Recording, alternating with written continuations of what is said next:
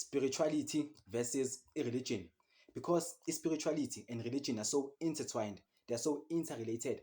Sometimes kuba difficult to differentiate between the two, because of intersectionality, because ziyahambiselana izinto lezi, however, spirituality ne-religion izinto ezi-different, and the spirituality is superior to religion.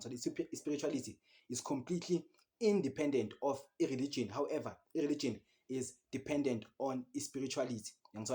So obvious, for example, like God is a spiritual being. Demons, angels, both of those things are spiritual things. However, they are found in a religious context. So obvious, spirituality is superior to religion because spirituality is natural and independent of religion. However, religion is is is not natural. It's artificial. It's made by us, my humans. That's why religion is so human centric, so that it revolves around the ego of humans. Whereas religion is independent. Religion is political, is dependent on politics and social structure or the environmental structure of wherever it is founded. And again, religion is founded, spirituality just exists. So for example, to prove what religion is political and is based on patriarchy, for example, the patriarchy ne-ableism, and ngizoyisebenzisa i-Christianity in this context, since South Africa is a majority Christian state. So for example, the religion is very patriarchal. Ukuthi, for example, the first person to sin was what? Was a woman. However, the first human was not a woman, was a man. And then from a man, a woman was created. Also, a man via religious context is superior to a woman. However, a woman is inferior to a man because a woman was the first sinner.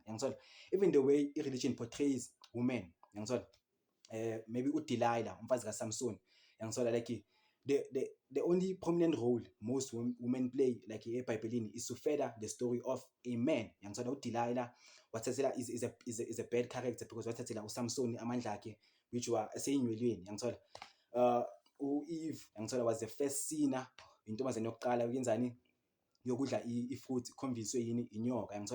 Umfazi kaLot eSodoma neGomora, when the angels tell them ukuthi hamba ungabheki emuva, umfazi kaLot decided to do what? Decided ukuthi abheke emuva, and she was turned to a grain of salt. So like the only prominent role like a woman has in the Bible is to, njengoba ngishilo ukuthi, so further the role of a man. Like umama kaJesu, uMaria, the prominent role is ukuthini, uzale uJesu. Whereas uNoah, even though like akahlangenanga far from uJesu noNkulunkulu, mara uNoah was able to build a boat. uLot was the most righteous man eSodoma neGomora. uSamson was the strongest man emhlabeni wonke. Like men in a religious context are very powerful, then women bahlezi ba-inferior, and bahlezi benza something to make the man better. Also to show ukuthi iBhayibheli is ableist. Like eBhayibhelini ngeke uzobe uhlangane nomuntu oyidwarf, for example, abe one of the greatest prophets mara uyidwarf, or umuntu maybe oku-wheelchair, yabo, abe one of the greatest prophets, maybe naye ahambe phezu kwamanzi avule ulwandle njengoMoses. Angeke iziyenzeke la thing. The only closeness like umuntu masithi who was close to idwarfism eBhayibhelini was uZakaria. Njengoba gibele emthini bathi yehle emthini Zakaria. Like abantu abane-disability, even naseBhayibhelini, they are treated as abantu abane-disability. And ayenzi sense because iBhayibheli is a book of God. uNkulunkulu wasenza sonke in his image. So whether you are blind, that's, to me, like to everyone else, maybe ungaba disabled, mara to God and his holy book, that's not a disability. So you don't have to be healed. Like even if you had maybe dwarfism, in the holy book, you cannot, like in the holy book, it's not like a disease or a disability. Like in the holy book, which is a book of God, like we are just like any other God's creation. But because religion is so ableist and is patriarchal, so ihlezi enforcer ama-beliefs wethu as maybe as men, which men are superior.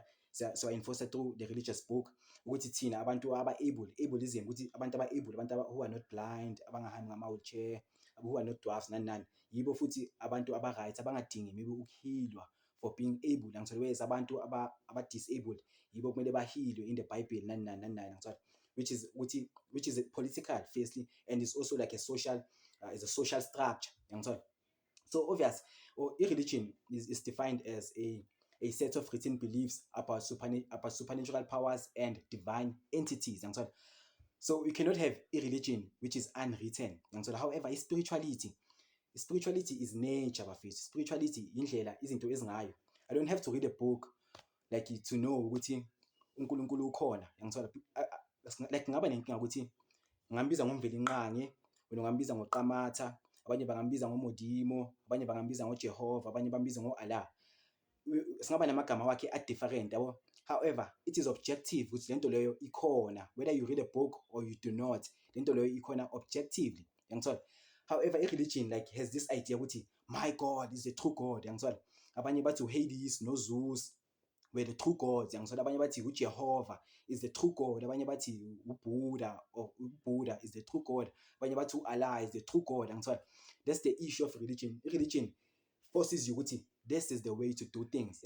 Whereas spirituality, this is the way to do things, not this specific way. Like holistically, yonke into as long as under the sun is the proper way to do things. Like there's no one way of doing things.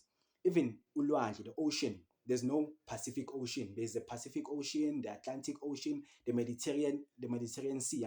Like zonke izinto lezi, zonke is part of ulwandle, mara different. Like ulwandle olu different, despite ukuthi zonke they are water, there are rivers, there are dams, there are lakes, then there are oceans. It's a sign ukuthi even though something can be the same thing, which is water, mara there are still different versions of the same thing. It's either this or nothing else. The issue about religion is which is created on the human ego. It revolves around the human ego. Which a religious person can say Impukane does not have a soul. However, his favorite dog, his favorite cat, or whatever the pet, his favorite pet has a soul. Therefore, you cannot kill or unalive the pet. You can unalive into Tuan. Which is an issue in religion. Like it's human centric. It evolves around the ego of a human. Which this is the way of doing things. Which is very, very false. So another thing, religion requires like nama holy places.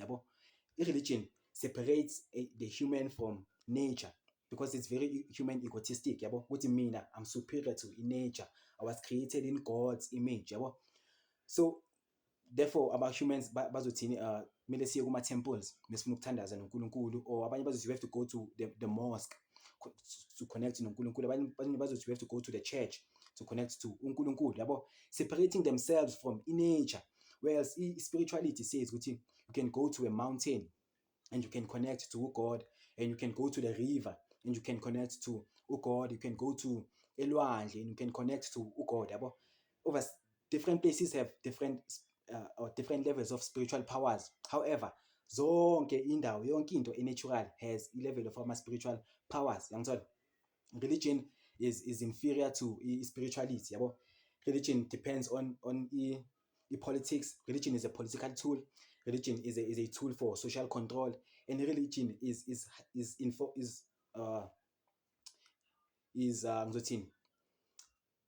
compromised culture. Is compromised by culture la ephuma khona. For example, uNkulunkulu wamampela knows ukuthi ngikhuluma isiZulu. Akudingi ukuthi ngikhulume a specific language ukuze angizwe. However, amanye religion if uzothi uNkulunkulu ngibhekele angeke baze bakuzwe, mara kumele uthi masa Allah, salam alaikum, like kumele ukhulume ilanguage eyaleyo culture, which is i-Arab. So Islam and Arab are two different things, because the Arabization, Arabs are different people with their own cultures, whereas Islam is a religion of God. If uNkulunkulu wamampela uzokuzwa ngayo yonke ilanguage.